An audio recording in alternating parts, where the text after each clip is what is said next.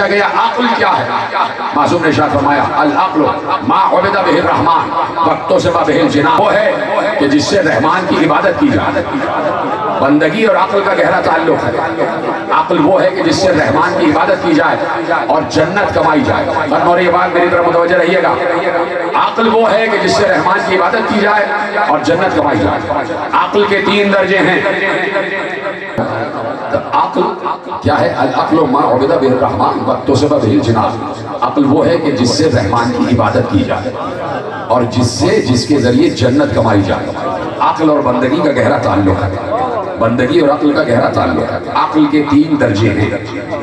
عقل کے پہلے درجے کو کہتے ہیں قلب، دوسرے درجے کو کہتے ہیں فؤاد، تیسرے درجے کو کہتے ہیں لب۔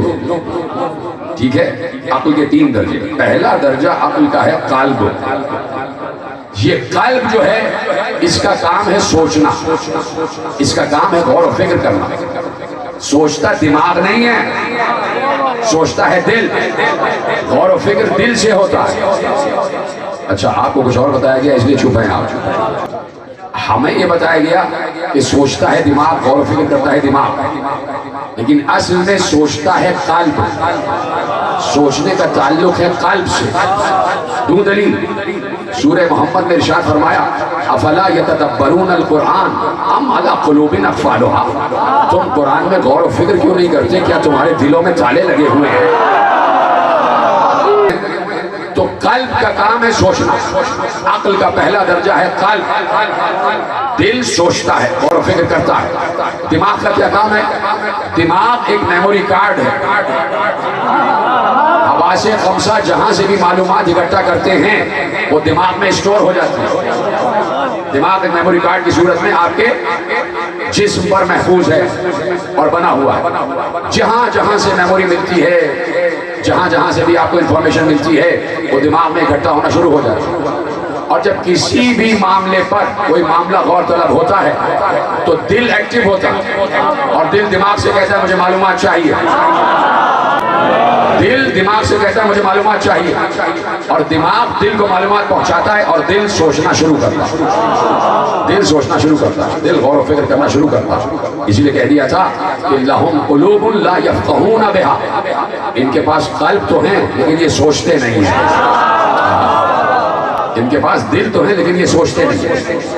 دوسرا درجہ ہے فؤاد۔ دوسرا درجہ ہے فؤاد، فے واو الف دال، جس کو آپ فواد کہتے ہیں۔ یہ فواد نہیں ہے، فؤاد ہے، اس لیے کہ واو پہ حمزہ ہے، واو پہ حمزہ ہے، اس کو کہتے ہیں فؤاد۔ اس فؤاد کا کام ہے ایمان لانا اور معرفت حاصل کرنا۔ اب مجھے نہیں پتا کیسے آپ سن رہے ہیں، کیسے سمجھ رہے ہیں، لیکن مجھے اپنے گفتگو کو، اپنے موضوع کو کامل کرنا۔ اس فؤاد کا کام ہے ایمان لانا اور معرفت حاصل کرنا، اور یہ فؤاد ہی وہ ہے کہ جس سے سوال کیا جائے گا۔ یہ مسئول ہے، ان اللہ مسئول ہے، اسی سے سوال ہوگا۔ ان السمع والبصر والفؤاد کل اولئک کان عنہ مسئولا۔ ان السمع، کیا پریشان ہو گئے آپ؟ میری طرف دیکھیں نا، ادھر۔ ان السمع والبصر والفؤاد کل اولئک کان عنہ مسئولا، بے شک کان سے، توجہ گنتے جائیے گا کتنی چیز ہو سکتی ہے، گننا آپ کا کام۔ میں گنتی کا عدد نہیں بتاؤں گا، میں گنتی کا عدد نہیں بتاؤں گا، میں گنتی کا عدد نہیں بتاؤں گا، گننا آپ کا کام ہے۔ ایک چیز ہے جس کے بارے میں اللہ سوال کرے گا اس آیت کی روشنی میں۔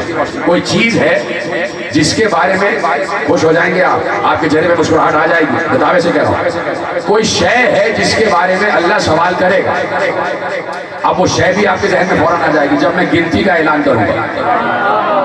وہ شے کیا ہے؟ اب گنتی گننا آپ کا کام ہے۔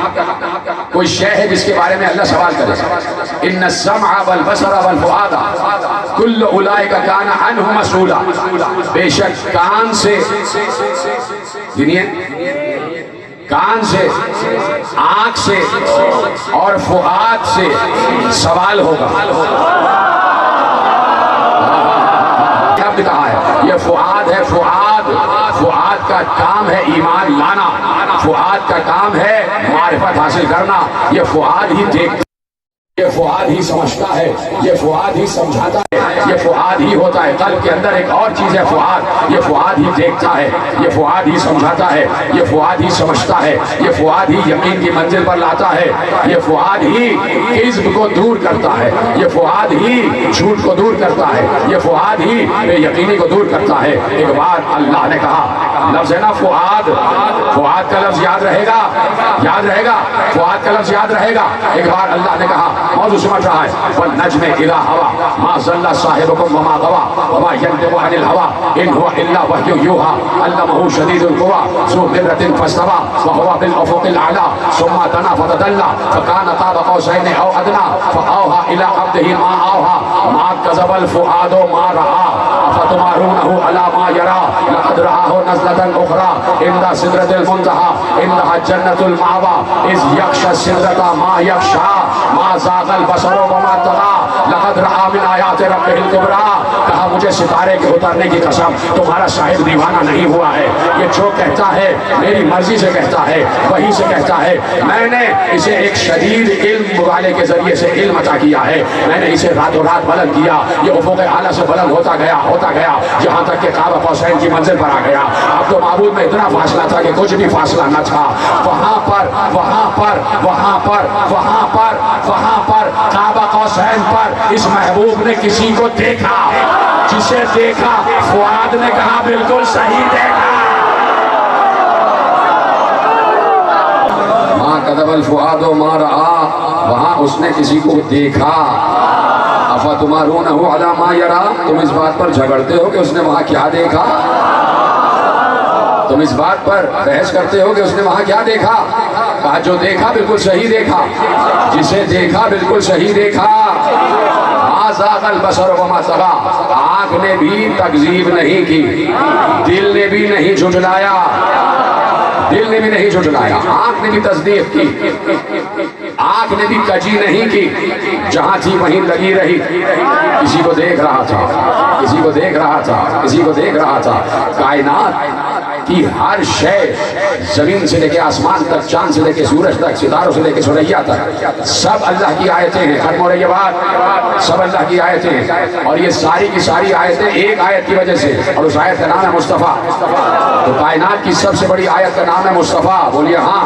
کائنات کی سب سے بڑی آیت کا نام ہے مصطفیٰ، جس کی وجہ سے ساری آیتیں ہیں. قرآن میں اللہ نے آیتوں کی فہرست گنوائی ہے کہ چاند بھی آیت ہے، سورج بھی آیت ہے، سفینہ نوح بھی آیت ہے، سفینے میں بیٹھ جانے والے بھی آیت ہیں، موسیٰ بھی آیت ہیں، عزیر بھی آیت ہیں، عیسیٰ بھی آیت ہیں، مریم بھی آیت ہیں، ناقہ صالح بھی آیت ہیں، دن کا رات میں بدلنا بھی آیت ہے، رات کا دن میں بدلنا بھی آیت ہے، عرش کرسی لوح قلم یہ سب آیتیں ہیں. اور یہ ساری آیتیں ہیں مصطفیٰ کی وجہ سے. اس کا مطلب ہے کائنات کی سب سے بڑی آیت ہے مصطفیٰ، کائنات کی سب سے بڑی آیت ہے مصطفیٰ. اور وہ کائنات کی سب سے بڑی آیت کہ جس کا نام مصطفیٰ ہے، اسے معراج پر بلانے کا مقصد اللہ نے بیان کیا. کہ تمہیں پتہ ہے کہ ہم نے مصطفیٰ کو کس لیے بلایا؟ لقد رأى من آیات ربہ الکبریٰ، تاکہ ہم اسے اپنی سب سے بڑی آیت دکھا دیں،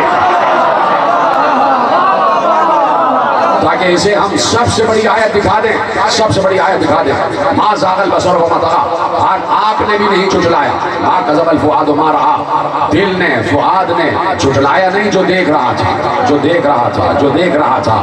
یہ پہنچا ہے راتوں رات، عبد پہنچا ہے راتوں رات، معبود کی خدمت میں پہنچا ہے. اور اللہ نے کہا میں نے اسے قاب قوسین پر بلایا. اس مقام پر آ گیا کہ جہاں عبد و معبود میں کوئی فاصلہ نہ تھا.